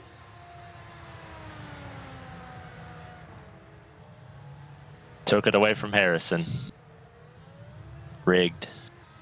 You said it right before I was going to say it. We'll see if Scott can do it here this lap, because I believe Scott had a pretty good lap even behind in that traffic. Yeah, 1:17.7 dealing with traffic. Or hitting the curb like that won't help. We'll see if he can beat it right here. He only needs 2/10 and he's got clear track.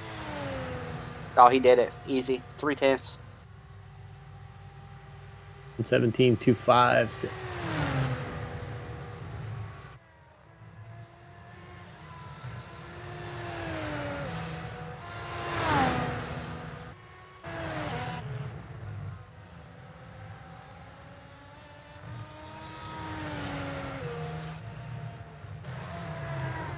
If Ethan Stanley can get by Marshall.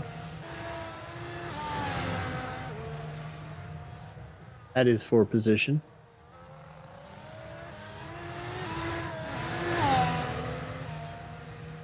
Based on what we're seeing with lap time, if it was about 15 to go, Scott would have committed to a 2-stop strategy. I think he could have ran him back down. Well, there's your question.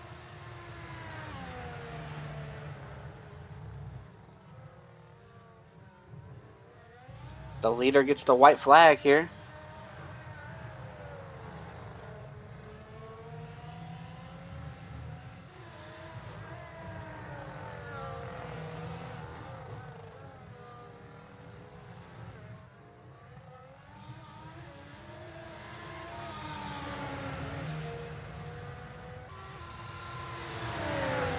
Taking a look here at this battle between Marshall Stanley and Ethan Stanley. I think he's going to get Side him by into this side, corner. down the wall.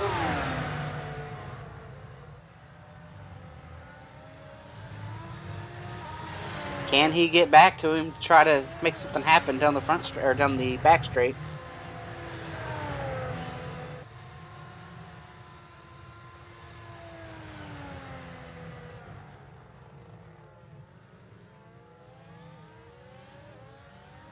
Keep an eye on that. I'll keep an eye on the up front. Leader has a few more corners.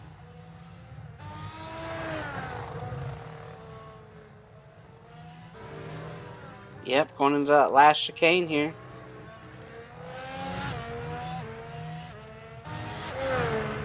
And finally, somebody else wins one of these races, even if Isaac wasn't here.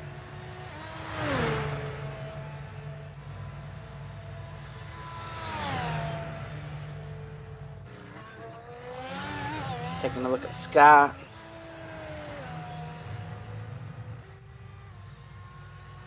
Can he up that lap time? No, he did fall off that lap. Oh, that's frustration right there. Yeah, that's how you race your mad. Ethan Stanley comes home third after that last lap pass. Marshall Stanley comes home fourth. Good solid race.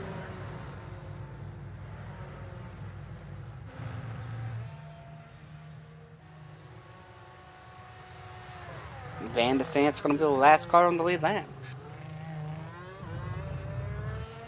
Rather than the pit road interview, we've got Chris heading down to the care center, getting ready to talk to Scott.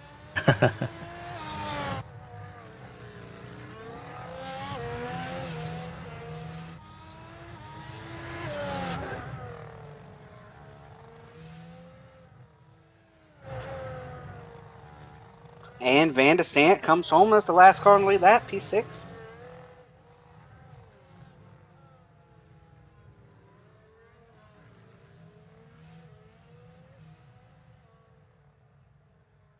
And Van de Sant also maybe frustrated with the way his night went.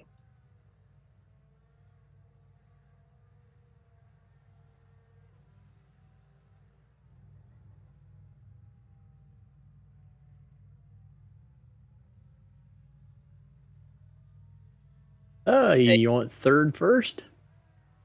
Yeah, I think so. I think we'll start with third. Hey, where's Ethan? All right, we're joined by our third place finisher, Ethan Stanley. Ethan, take us through your race, and obviously had to miss some carnage there early in the race, and had a solid night, and was able to take third there on the last lap. Yeah, I mean, I really had a bad start and was starting to struggle, trying to get the hards up to temperatures and stuff. Spun early on, and that really set me back. But after the pit stop, I was able to just slowly claw back at that third place. Had to make up about 13-second deficit, and able to put in about 25 qualifying laps, and I think I had a really good race.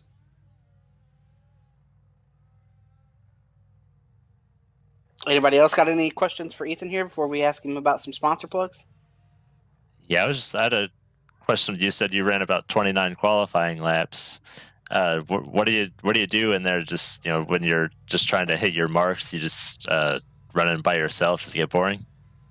I mean, I'm mostly just going against the clock at that point. Had my tire temperatures up the entire time, just really trying to keep track of those. The front left gets really hot. You just try to take as little angle on the steering wheel as you can. Just try to save those fronts. Really abrasive surface at Barcelona. Yeah, and I had an idea about passing points as well. We got 12 guys here. You could have gotten a passing point there on Marshall on the last lap. What do you think about that? Yeah, I mean, that was pretty much my only chance. Turn 1 is your main passing zone. I mean, you can pass at the other DRS zone, but it's really sketchy and really tight. I was just happy I got within the DRS just in time to get past him at the end there. All right, Ethan, any shout outs you want to give or sponsors that you want to thank? Yeah, I'd like to thank Quantum Esports, as well as, Inferno Racing. I'm not racing for them in this series, but Inferno Racing. Of course, series sponsors, Shane DiMantova Designs, and thank you guys, as well as Happy Mother's Day to all the mothers out there. And yeah, thanks to everyone for making it happen. Well, all right, Ethan, it was a solid run tonight. You and Marshall each had a really solid and clean run. We'll see you guys in about 5 weeks' time. Maybe you guys can go and race for the win instead of race for third. Yeah, hopefully. We'll see how we can actually match up to our two main protagonists in the championship. But yeah, I've had a pretty good season so far.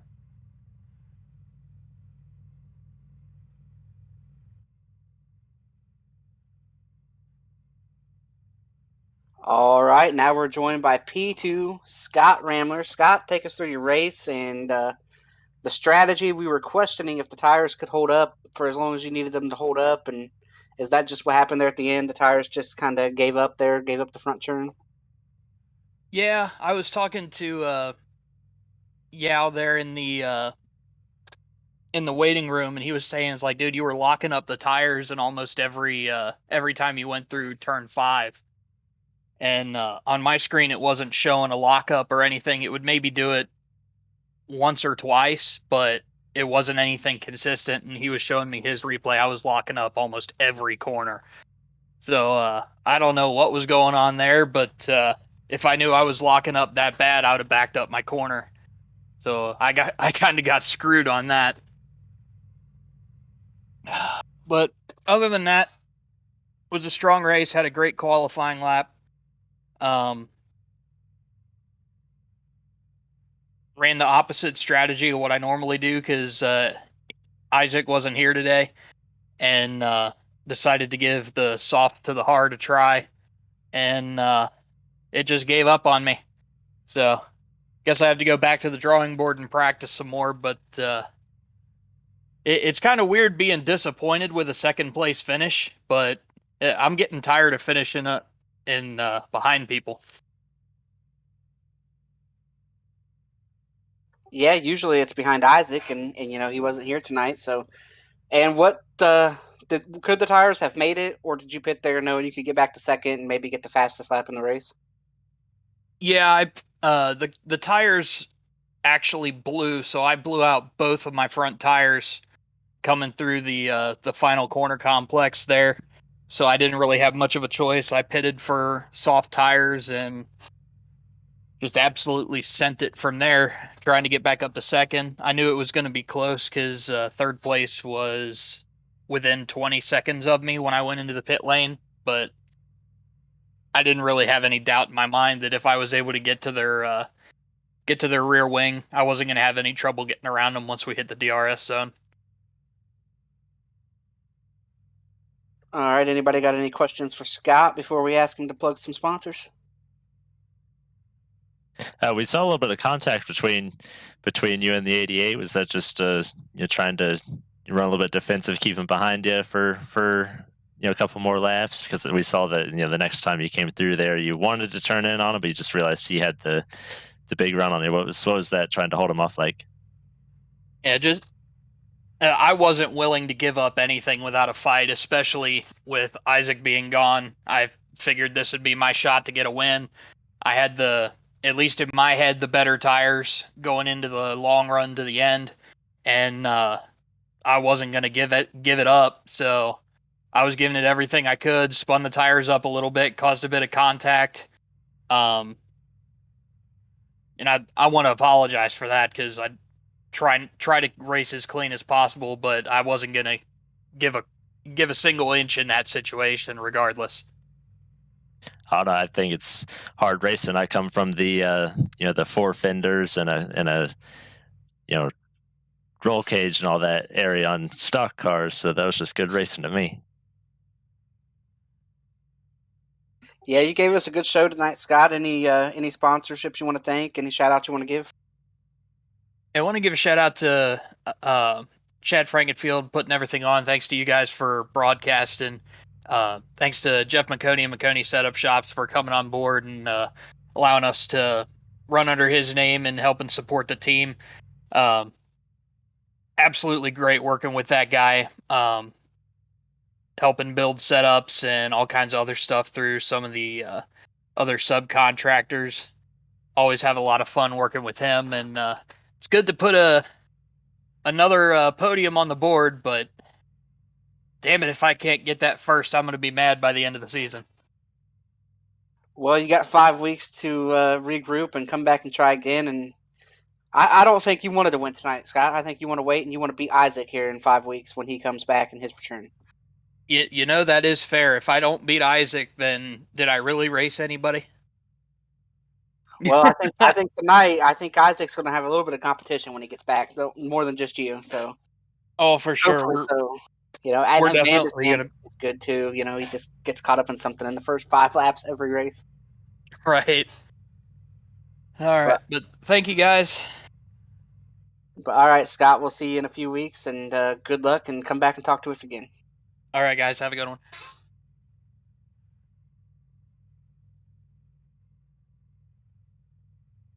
All right, we're joined by our race winner, the first one other than Isaac to win. And we were discussing here about your name. I don't want to offend you here. Is it Zhao? Is that how you say it? You guys can say Jao. It's a grammatical thing here in Portuguese. Here in Portuguese is João, but you can call me Jao. Every guy that I know call me Jao because of this letter. But good night, guys. It was a very fun race. I tried a lot to catch Scott. I think it was one of my best drivings ever. Yeah, it was really exciting watching you close, and we watched the gap kind of stabilize for a while at about 5 seconds, and then it's, we thought up here you were on the better tire strategy and being able to attack a little more, and it obviously paid off. So, when did you realize that you were going to catch him, and did you think for a minute maybe you weren't going to catch him? Yeah, I thought about that, but as I was saying to Ethan on the waiting room, this car has a little secret that it is written on the notes of this setup. Above 40 degrees Celsius, I don't know how many Fahrenheit is that, the hard tires overcome the medium tires in pace because the medium start to overheat. So that was the kind of problem that I had, and it stabilized the difference because my tires was hitting. I had 2 massive oh my god moments out of turn 3 because of that. But then the temperature started to drop and drop below 4 degrees, and my tires was not overheating anymore. So if you see like the 5 laps before I catch Scott, I was putting consistent fast laps than him. But with 4 degrees, when the distance is stabilized, I was thinking, oh my god, this is not gonna happen. But he pitted too soon, and this track is a tire killer. So I was really counting on him doing a 2 pit stop. But at the end, I had so many tire left. I have like 50%. So I was surprised about that. But like I said, for me, it was one of my best driving evers. I was really happy about the pace that I could achieve. It was a very, very, very interesting one. Yeah, Josh, you got a question here? Yeah, not really a question, just more of a statement. Like, I love, being able to watch a race like that and then hear a driver get out of the car and the driver that's actually racing know exactly what's going on, like with the track and the weather as far as the temperature and the tires and everything. So pretty heads up, for you to know exactly what's going on around you and be able to make the pace. It's pretty cool. Many thanks. I raced with this car like day 1 when this entered in the simulator, and I love this car. It's a shame that the participation is dropping, but this car is amazing. I was discussing with two Brazilian friends, like how you cannot like a car that accepts everything you do. You brake hard, it accepts. You accelerate out of the corner, it do. It's almost perfect, you know. It looks like a car from another dimension. The qualifying lap in this car, it's like I said to a friend of mine, seems like freedom, you know. It's you, the track, and everything you want to do. This car does. So it's amazing. I love this car, and I studied it every minute that I am on simulator. Well, as you know, Isaac wasn't here tonight, so you're going to get a shot to race the guy that's won all the races up to tonight here in about 5 weeks' time when we return. And any sponsors you want to shout out or people you want to shout out, and while you're answering that as well, take us back to that pass as well with a little bit of contact and were you worried? Yeah, it was a net code here in the simulator. I saw my replay, not to complain about that. I want to say thank you to Tim Watson, to James Watson, that he always gave me confidence to do setups for this car. And I would like to say a thank you to all the guys in Team Watson. Never knew so much nice guys than they. I would like to just send a kiss to my fiancée and to my mother because it's Mother's Day. And I think it's that. Just thank you guys for the broadcasting, and that's it. See you in 5 weeks' time. All right, we'll see you then. Come back and talk to us and give us another good show there at the end. Many thanks.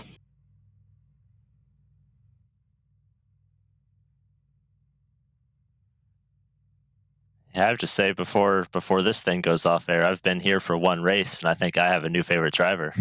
Yeah, that was an awesome interview.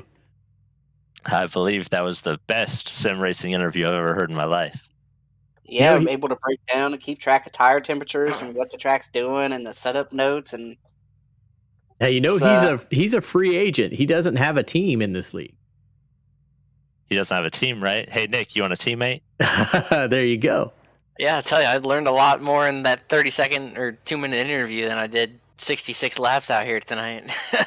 But I don't know how much more time we have, but that's one of the really cool things about iRacing is, you know, obviously we're doing the road stuff, but you know, we're sticking a bunch of just, you know, regular Americans, you know, like all of us, and we get a guy from Portugal out there, you know, just from all over the world. Is, you know, really, really cool to take in his perspective on this stuff. yeah, Nick, if you get the opportunity to be teammates with this guy in 5 weeks, he'll probably tell you that 6-7 stop strategy is never going to work. Yeah, we had a rough go of it. Spun on the first lap, had to get 3 new front wings, and then after that point, we were just going for the fast lap towards the end of the race, and still didn't get it. But Almost Scott you got owned it there. for a couple seconds. yeah, it was short-lived, but I tried. But anyway, that's going to do it from us for tonight. From here, we have 5 weeks, and then we will be in Canada for the Canadian Grand Prix. Puts us at just under halfway through the schedule so far. Like I said, Isaac's won every race. Not tonight. He wasn't here tonight, so he'll have to come back and try to claim that he's won every race he was at. But I think he's going to have some stiff competition. And we heard the frustration there with Scott about, you know, still running second, even with Isaac not being here. But they did level up on starts now, so we'll see the points battle for the Drivers' Championship might tighten up. But for those of you guys that have just tuned in or just getting ready to tune out, this was the Elite Formula One Championship presented by Shane D Designs. I want to give a shout out to all our sponsors, everybody at C2 Freight, everybody at Shane D Designs, everybody at Blue Egg Marketing, and Powerhouse Recycling. Chad Frankenfield for putting on these leagues, seems like every day of the week. Give a shout out to everybody at Elite Racing Network and Josh for coming up in here tonight for the second half of the race. And, of course, none of this would happen without Dave, one of the best producers to work with. So, Hey, I'll see you tomorrow. It's me. It's us again tomorrow night for Missions Goodies Grand National. yeah, I think, Josh, you going to have a shot to win that race tomorrow? I am not going to have a shot to win that race tomorrow. Yeah, we will not have a shot. You know what I like Josh, about Josh how do is you he's support? definitive with his answers. He's never wishy-washy. He just answers it the way it's supposed to be answered. I mean, what is tomorrow? Martinsville? That's what I'm seeing. I don't know. I thought we were going to a road course. I could think it's be wrong. Coda. Yeah, Coda. Yeah, definitely not going to have a shot. Come on, you didn't learn anything tonight? I mean, if I could go under the table and give whatever, what did we say, Jow, give him the 95 or the 56 tomorrow night. I think we may be in victory lane, but it's chase now, so I gotta get those points. Listen to this guy over here. He has no shot to win. He doesn't even know what car he's driving tomorrow. I just knew we were going to a road course, and yeah, got to get Mr. Gregorio in one of these stock cars and see what happens. But anyway, thanks for watching, everybody. Come back and see us in 5 weeks for some more F1 action. And come back tomorrow as the Xfinity Series Chase gets started tomorrow night from Coda.